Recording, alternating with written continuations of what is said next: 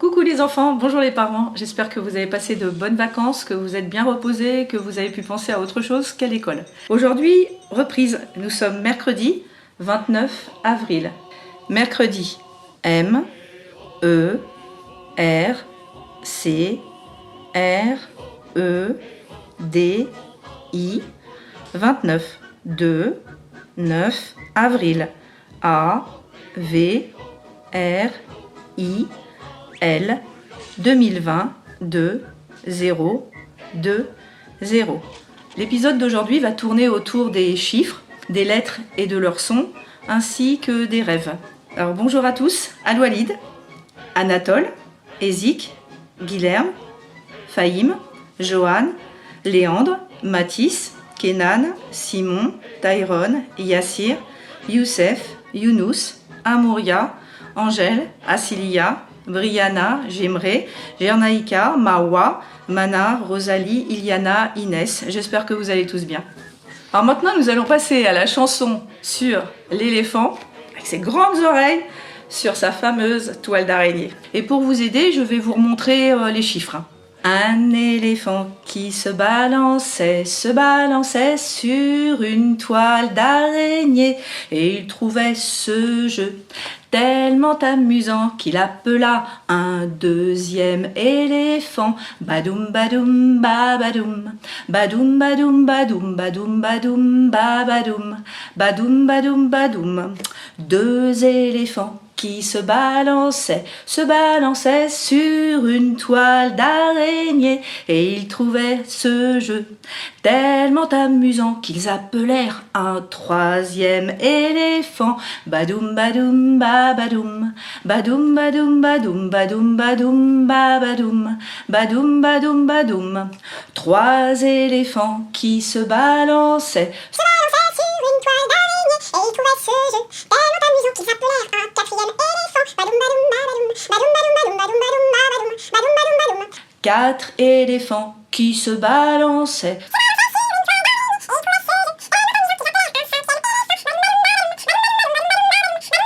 cinq éléphants qui se balançaient sur une toile.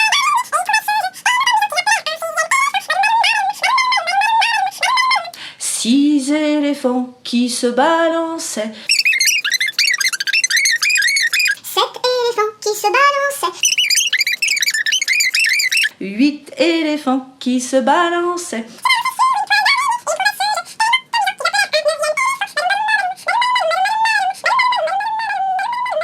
Vous voyez, vous pouvez continuer indéfiniment comme ça. J'espère que de vous avoir montré les chiffres vous aura aidé. J'ai l'impression que quelque chose a changé, pas vous? Une petite poésie pour les grands. Vous allez vous faire aider de quelqu'un qui pourra vous relire les différentes lignes de la poésie et vous reprendrez avec elle. Alors cette poésie s'intitule « Le tablier de ma grand-mère ». Elle a été écrite par Elisabeth Dubarret. Le tablier de ma grand-mère était pour moi un peu magique. La couleur était magnifique et douce comme une lumière. Le tablier de ma grand-mère avait du mauve, avait du blanc. Il plaisait aux petits enfants qui visitaient son doux repère. Sa maison, à l'odeur de cire, son grenier au mal de bois ou d'osier, grinçant sous nos doigts, renfermait nos plus beaux fous rires. On y trouvait des marionnettes, on les faisait parler, ma foi, du temps d'il était une fois, quand le loup mangeait la chevrette. Ma grand-mère et son tablier redevenaient réalité pour redescendre du grenier quand c'était l'heure du goûter. Le tablier de ma grand-mère sentait le pain d'épices au thé. C'était une odeur de mystère, elle aimait tant à nous gâter. Les moyens, je vous propose un petit atelier que nous avions commencé en début d'année. Rappelez-vous, le livre à compter. Pour vous aider, je vais vous montrer les illustrations d'un livre qui s'intitule « Les chiffres de Balthazar ». Ça vous permettra de revoir avec moi le sens d'écriture des chiffres. Alors vous avez reconnu 1. On démarre ici et on redescend. 2. 3.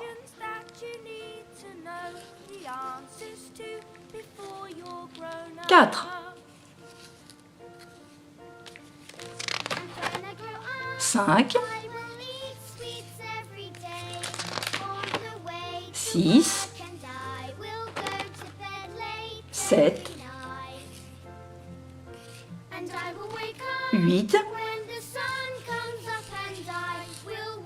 9, 10. Alors les moyens, je vous propose de vous procurer des feuilles, comme nous avions fait en classe pour fabriquer un livre à compter. Alors pour ce livre à compter, vous allez avoir besoin de feuilles que vous allez plier en deux, si vous n'écrivez pas ou ne dessinez pas trop gros, ou alors vous prendrez des feuilles dans ce sens-là. Donc il vous en faudra plusieurs. Sur la première page, vous marquerez votre prénom. Vous commencerez par 1, ensuite 2, 3. Je vous montre l'exemple pour le 3 que j'ai fait. Donc sur la page, vous allez faire un rectangle dans lequel vous allez dessiner une forme correspondant au chiffre indiqué juste en dessous. Donc là, j'ai mis 3 cœurs en référence à l'histoire Alice au pays des merveilles. À côté, vous dessinerez un carré qui représente l'une des faces du dé. Là, comme cette page correspond au 3, j'ai fait 3 ronds. Il vous faudra parfois 2 dés. Ici, j'ai écrit 3. D-R-O-I-S. Vous allez pouvoir repasser sur le chiffre 3 en pointillé. En dessous, j'ai mis une bande numérique et mis un point sous le 3 qui correspondait à ce que j'avais écrit au-dessus. Vous allez pouvoir fabriquer votre livre à compter qui vous permettra de reconnaître les chiffres et de vous entraîner un petit peu à la maison. Alors ce que vous pouvez faire également, c'est rechercher dans la maison où vous voyez des chiffres inscrits. Il y en a partout dans la maison. Et demandez à papa ou à maman à quoi ils correspondent. À quoi ça sert d'avoir écrit ces chiffres dans la cuisine, dans le salon. Vous allez voir sur des objets du quotidien, il y a des chiffres tout autour de nous. Les grands, ne soyez pas impatients, je ne vous ai pas oublié. Rappelez-vous ce que nous avions fait en début d'année. Nous avions appris les gestes d'Indien. Alors pour les parents, les gestes d'Indien correspondent à une méthode qui s'appelle la méthode Borel-Mesoni, qui permet aux enfants de prendre conscience des sons. Donc les enfants, vous allez aider vos parents parce qu'ils ne connaissent pas forcément les gestes. Vous vous rappelez? À chaque lettre correspond un son. A, I, O, U, E, E, B, D, F, J, G, K, L, M, N, P, R, S, T, V, Z. Je crois que je les ai tous faits. Je vous mettrai à la fin de la vidéo le tableau qui récapitule les gestes et les sons.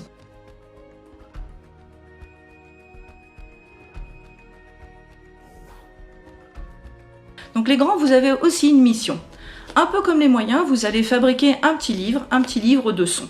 Vous allez prendre des feuilles de papier. Si vous écrivez trop gros, vous allez les mettre dans ce sens-là.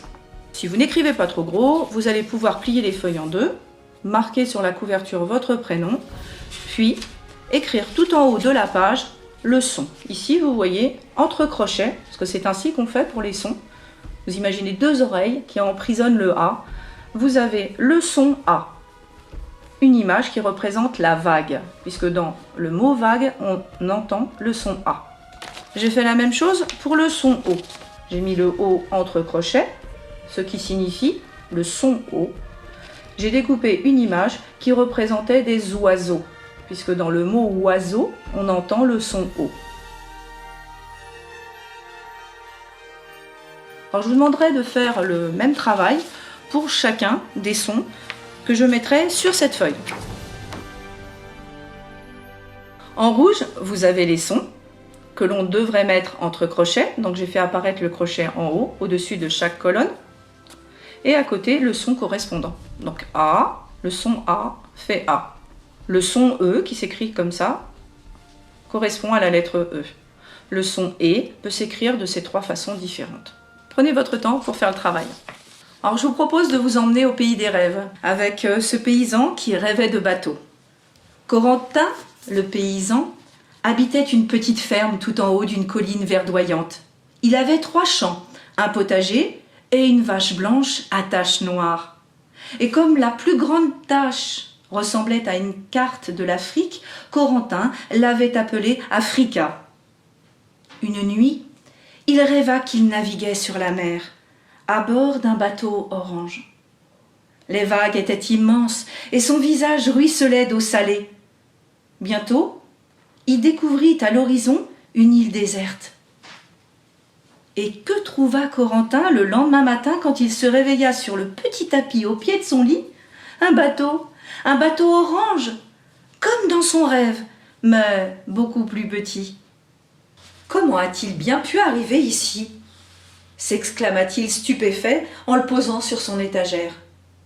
La nuit suivante, Corentin rêva à nouveau d'un bateau qui l'emmenait de par les vastes mers. Cette fois, c'était un bateau vert avec une cheminée jaune. Le lendemain, à son réveil, sur le petit tapis, au pied de son lit, Corentin trouva un bateau vert avec une cheminée jaune. Il en fut ainsi le jour suivant et bien d'autres jours encore. Chaque nuit, Corentin rêvait qu'il naviguait à bord d'un bateau et chaque matin, il trouvait un nouveau bateau, comme sorti de son rêve, sur le petit tapis au pied de son lit. Or, ces bateaux étaient chaque matin plus grands et Corentin n'eut bientôt plus de place dans sa petite maison. Un matin, cependant, Corentin ne trouva pas sur son tapis le bateau dont il avait rêvé pendant la nuit. « Ouf, c'est fini !» soupira-t-il soulagé. « Il était temps. Qu'est-ce que je vais bien pouvoir faire de tous ces bateaux? C'est que je suis paysan, moi !» Mais quand il sortit de la maison pour aller au champ, Corentin n'en crut pas ses yeux. Sur le pré, juste devant sa porte, se trouvait un bateau grand comme une maison. Le lendemain matin, Corentin découvrit un nouveau bateau dans son pré, et bientôt ses champs furent couverts de bateaux de toutes les formes et de toutes les couleurs. « Ça ne peut plus durer, se dit-il un jour. Je n'aurai bientôt plus de place pour cultiver la terre. Africa, déclara-t-il à sa vache. Je pars pour la ville. Les docteurs sauront bien me donner un médicament pour me guérir de cette épouvantable maladie des rêves. Je t'accompagne, répondit la vache. Comme cela, tu ne seras pas seul. Et c'est ainsi que Corentin et sa vache Africa se mirent en chemin. Le paysan emportait sous son bras le petit bateau orange dont il avait rêvé la première nuit. Celui-là, il le montrerait au médecin. Quand ils arrivèrent à la ville, après une longue journée de marche, Corentin et sa vache se rendirent directement à l'hôpital. « J'ai une épouvantable maladie des rêves, » expliqua le paysan au médecin en montrant le petit bateau. « Chaque nuit, je rêve d'un bateau et le lendemain matin, je le trouve dans mon champ. » Les médecins regardèrent Corentin et le petit bateau orange, puis ils regardèrent Africa et ils se regardèrent enfin l'un l'autre sans comprendre. « Une telle maladie n'existe pas, » déclarèrent-ils. « Vous resterez ici cette nuit et nous vous donnerons un calmant. Vous verrez, cela ira mieux demain. » C'est ainsi que Corentin se retrouva dans une grande chambre d'hôpital. Quant à la vache Africa, qui ne pouvait pas rester là, elle passa la nuit dans un pré à la bonne herbe bien grasse, et c'était très bien ainsi. « Ils ne peuvent rien pour moi, » se lamentait Corentin au fond de son lit. Il eut du mal à trouver le sommeil. Mais quand il s'endormit, tard dans la nuit, il embarqua une nouvelle fois à bord d'un magnifique bateau. Un bruit de cris et de cavalcade le réveilla soudain. Et que vit-il là, au milieu de la chambre d'hôpital? La proue d'un immense navire. « Mon Dieu !» s'exclama-t-il. « Je sens que je vais avoir de gros problèmes. Je ferais mieux de filer. » Il s'habilla à toute vitesse, enfila ses bottes et sortit de l'hôpital. Sa bonne vache Africa l'attendait déjà devant la porte. « Saute sur mon dos !» lui cria-t-elle. De mémoire d'automobiliste, on n'avait jamais vu ça. Dans un fracas de sabots, la vache s'enfuit au galop au milieu des voitures, emportant sur son dos le paysan et son petit bateau.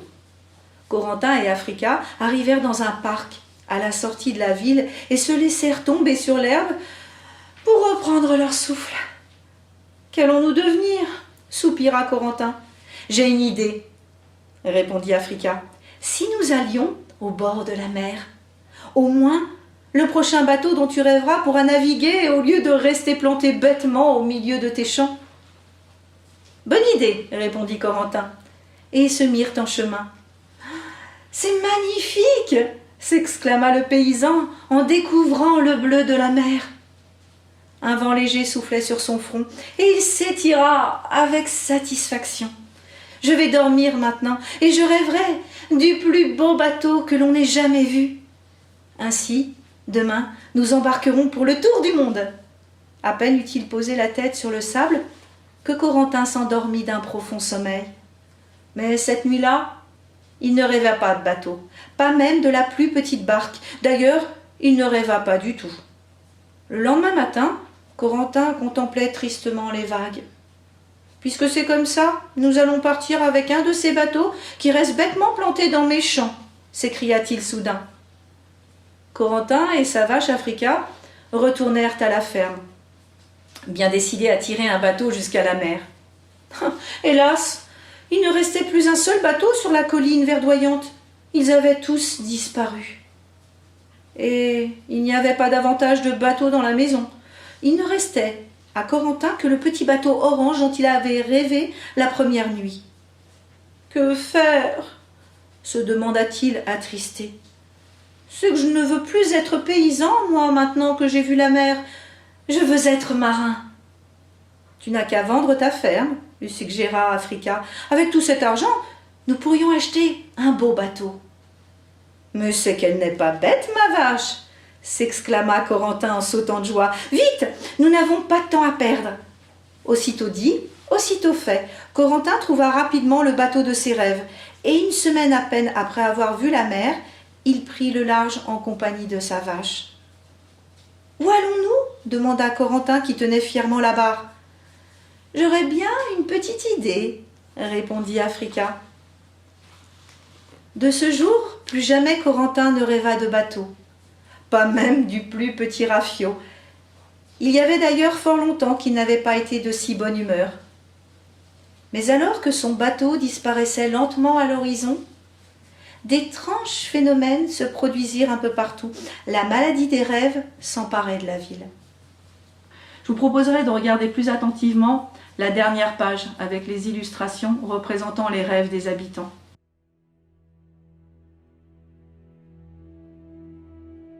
J'espère que cette histoire vous a plu. Vous allez pouvoir chez vous dessiner peut-être le rêve que vous avez et qu'est-ce que vous voudriez avoir au pied de votre lit le lendemain lorsque vous vous réveillez. Je voulais vous parler d'une association qui s'appelle Masques Solidaires. Vous trouverez le lien dans la description.